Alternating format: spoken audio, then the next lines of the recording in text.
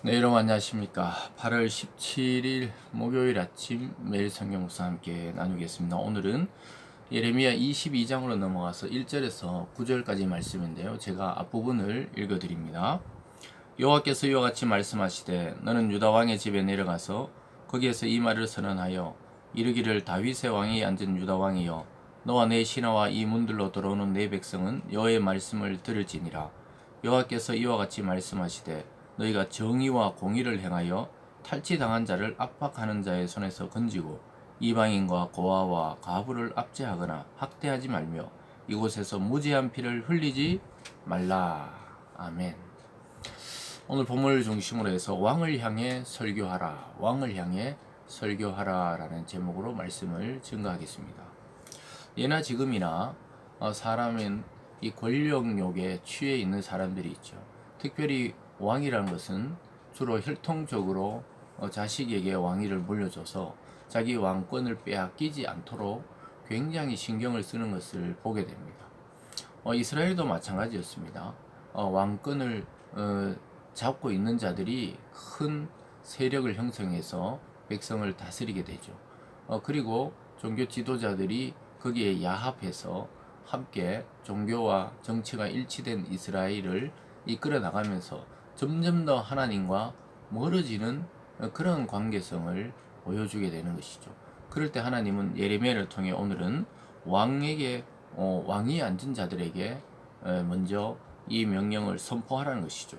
그것은 바로 순종과 불순종의 결과가 어떻게 되는지 왕에게도 이야기하라는 것이죠. 예레미야 입장에서는 굉장히 곤란할 수가 있습니다.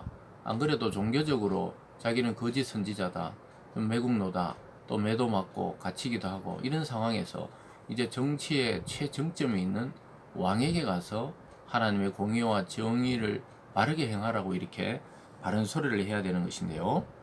그래서 굉장히 어려움에 처할 수 있었지만 하나님은 그 일을 시행하라고 이야기하고 있습니다.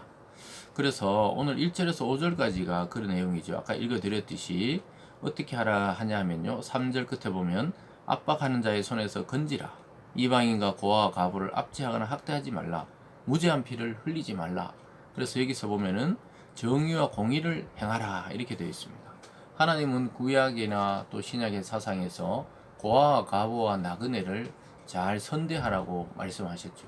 근데 이 당시 이스라엘은 그 이방인을 완전히 짐승 취급하기도 하고 또 고아와 과부를 뭐 학대하고 마음대로 해도 된다고 생각하는 그러한 죄악에 빠져 있었기 때문에 오히려 그런 것에서 벗어나라는 거죠. 정의와 공의를 행하라.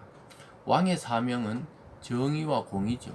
오늘날에도 이 대통령이나 정치 지도자들이 늘 생각해야 되는 것이 이 국민 앞에 공정하고 또 정의를 행할 수 있어야 되는 것이죠. 정의란 것은 이 성경적인 의미에서는 약자를 억누르는 구조를 정상화시키라는 것입니다. 정의롭게 행하라는 거예요. 약자를 억울하게 또 억누르고 핍박하는 그런 구조적인 문제를, 그런 법적이고 사회 제도적인 문제를 뜯어 고쳐서 약자들이 억울하지 않도록 하는 것이 정의라고 성경은 말씀하고 있고요. 공의라는 것은 이 사람과 사람 사이에 의로운 관계를 회복하는 거예요. 속이고 또 또 기만하고 이런 것이 아니고 서로가 서로를 하나님의 형상을 닮은 인격체로 존중하면서 관계성을 회복하는 것이 바로 공의롭다는 것이죠. 그래서 어느 누구도 무시받지 않는 그러한 나라, 그러한 세상을 만들라고 왕에게 지금 하나님이 예레미야를 통해 명령하고 있습니다. 그래서 왕이 그 권력을 가진다가 잘못 판단하면 수많은 백성이 어려움에 빠지거나 때로는 생명을 잃게 되는 경우들도 있는 것이죠. 자기들의 권력을 위해 수많은 사람을 억압하고 억누르고 죽이는 경우들까지 있는 것이죠. 그래서 이 한 나라의 지도자가 되겠다는 사람들은 오늘 이 말씀을 잘 명심해야 됩니다. 정의와 공의를 행해야 됩니다. 우리나라에도 뭐 여러 역사적인 뭐 그런 부침이 있었지만은 결국은 뭐냐? 하나님은 정의롭냐, 공의롭냐 이것으로 그 지도자를 판단하시는 것이죠. 그래서 약자들은 억누르지 않도록 또 구조적으로 그런 것이 있다면은 제도를 개선하고 이런 실체적인 이 실천을 통해 정치의 지도자들은 하나님의 정의를 자기들의 손으로 실현할 수가 있는 것이죠. 공의로운 것도 인격적으로 상대를 이 물건 대하듯이 기계 대하듯이 하는 게 아니라 인격적인 관계의 회복을 통해 참다운 사람들이 이 참된 인간관계를 형성하도록 하는 것이 바로 공의라고 말하고 있습니다. 하나님이 우리의 부르짖음에 응답하듯이 불공평하고 부당한 질서를 바로잡는 것이 정의입니다. 그래서 우리가 정의로워야 된다. 또 정의 사회를 구현해야 된다. 이런 구호들이 많았죠. 근데 이미 하나님은 성경의 오랜 역사 속에 구약의 오래전에 이미 정의와 공의를 요구하고 있다는 것을 보게 됩니다. 그래서 하나님이 우리를 헤아리듯이 공의롭게 우리도 이웃을 헤아려서 돌보는 것을 하나님은 원하시죠. 그래서 예수님도 한마디로 이웃을 사랑하고 하나님을 사랑하고 이 두 가지 것으로 다 요약을 했어요.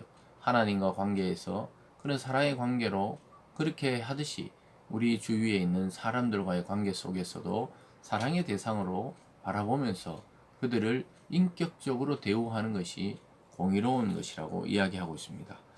여러분, 저와 여러분도 우리가 오늘 만나는 사람 또는 우리가 늘 보는 가족들 이런 관계 속에서 사랑의 명령을 실천할 수 있기를 바랍니다. 그렇지 않을 때 어떻게 되느냐? 4절을 보면요. 너희가 참으로 이 말을 준행하면 다윗의 왕이 앉을 왕들과 신하들과 백성이 병거와 말을 타고 이 집 문으로 들어오게 되리라. 그러나 너희가 이 말을 듣지 아니하면 내가 나를 두고 맹세하노니 이 집이 황폐하리라. 여호와의 말씀이니라. 순종하면 다윗의 그 왕과 다윗의 그 왕족들 계속해서 그들이 이 집 문으로 들어오게 한다는 것이 그들이 그 영화를 누리고 그렇게 살아갈 것이라고 말하고 있습니다. 근데 만약에 하나님의 정의와 공의를 내버리고 오히려 압제하고 이렇게 되면 어떻게 된다고요? 자기 스스로 자기 나라를 허물어야 되고 황폐하게 하겠다고 말씀하고 있어요. 그리고 결국 우리는 말씀에 순종이냐 불순종이냐 그 결과는 자기가 책임을 지는 겁니다. 하나님의 말씀은 이미 선포되어 있기 때문에 그렇게 살아가는 자는 그는 복을 받아 누릴 것이고 왕권을 누리듯이 이 세상의 복을 받아 또한 많은 자들에게 공의롭게 할 것이고 그렇지 않는 자들은 그 불순종의 결과로 파멸을 초래하게 되고 집이 황폐해진다는 것이죠. 그런 것들을 계속 이야기하고 있습니다. 7절을 보면요. 내가 너를 파멸할 자를 준비하리니 그들이 각기 손에 무기를 가지고 내 아름다운 백향목을 찍어 불에 던지리라. 이미 이 도끼가 나무불에 놓여져 있는 것이죠. 공의롭게 행하지 않으면 이미 이 무기를 가지고 백향목을 찍어서 불에 던진다. 이게 예루살렘의 운명을 보여주고 있는 것이죠. 9절로 가볼까요? 그들이 대답하기를 이는 그들이 자기 하나님 여호와 언약을 버리고 다른 신들에게 절하고 그를 섬긴 까닭이라 하셨다 할지니라. 오히려 이방인들이 왜 이렇게 이스라엘과 예루살렘이 망했냐? 자기 신을 버려서 이래 된 거 아니냐? 이렇게 조롱거리로 전락한다는 것입니다. 사랑하는 여러분, 오늘날 우리가 신앙인으로 또 그리스도의 참된 제자라는 것은 오늘 말씀하신 왕의 길, 순종의 길, 공의와 정의를 행하는 그러한 길로 나아가는 것이 참된 그리스도인이요 참된 주님의 제자라고 말씀하고 있습니다. 오늘 하루도 하나님의 공의가 서는 이 땅이 되게 해달라고 기도하시고 또 우리 자신이 그런 하나님의 공의와 정의에 참여하는 그러한 하나님 백성 되게 해달라고 기도하며 하루를 출발하겠습니다. 기도하겠습니다. 사랑의 하나님 아버지, 주님의 말씀에 순종해서 하나님의 왕위가 영원한 것처럼 우리의 이 땅에 하나님이 주신 영광이 넘치게 하시고 또 이 땅의 공의와 정의를 실천함으로 하나님의 나라의 빛을 비추는 우리와 교회들 되게 하여 주시옵소서. 감사드리며 예수님 이름으로 기도드리옵나이다. 아멘.